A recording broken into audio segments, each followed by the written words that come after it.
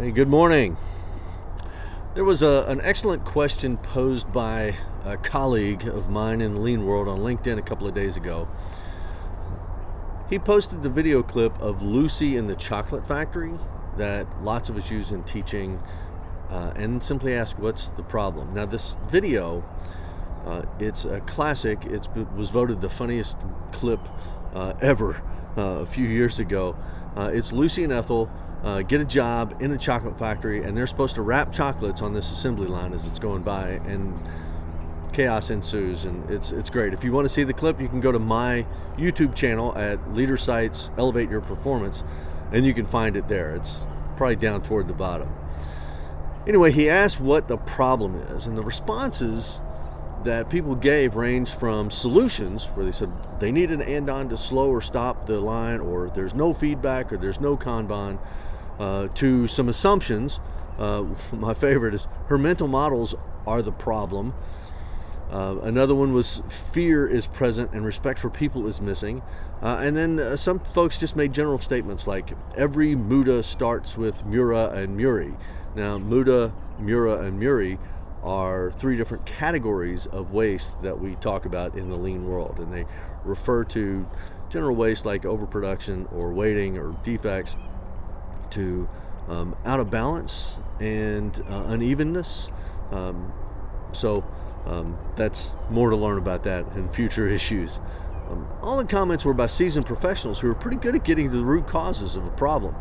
So I don't want to say that any of them are wrong. I mean, eventually we'll all get there, but solutions and the absence of solutions, which is the no feedback and no Kanban and no andon, and general assumptions and general statements about what's going on are not really stating the problem.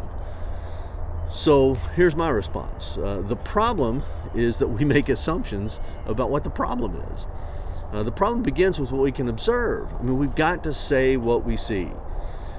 Now, we see the symptoms of the real problem, but when you start with what you see and start pulling these layers back with critical thinking and effective analysis, then you can keep pulling until you get to a measurable and actionable root cause. So we usually do this with a technique called 5 ways, but we start by saying what we see. That's the problem context, and then we start peeling back from that. What's contributing to that? What's causing that? Okay.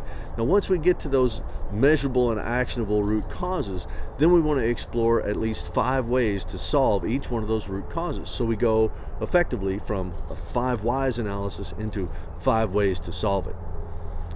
Now, in this case, the starting problem must be that Lucy and Ethel simply aren't keeping up with the line. And then we start asking why. So we peel. As we peel, all of those other problems that they mentioned in all the comments, they're going to start to come out. But we have to be able to keep that whole list of contributing problems in context with the observed problem, or we will keep working from assumptions and we're likely to miss the correct root causes. So problem solving has to begin with fundamentals. Sometimes we restate what is clearly obvious, but I'll refer to the way that Vince Lombardi, the legendary coach of the Green Bay Packers and for whom the Super Bowl trophy is named, he used to start his training every year by showing the team a football and saying, boys, this is a football. Similarly, John Wooden, another legendary coach, this time of the UCLA Bruins, who is the NCAA's winningest team. They've won more national championships than any others. He would start his training every year by teaching the players how to put on their socks and how to tie their shoes.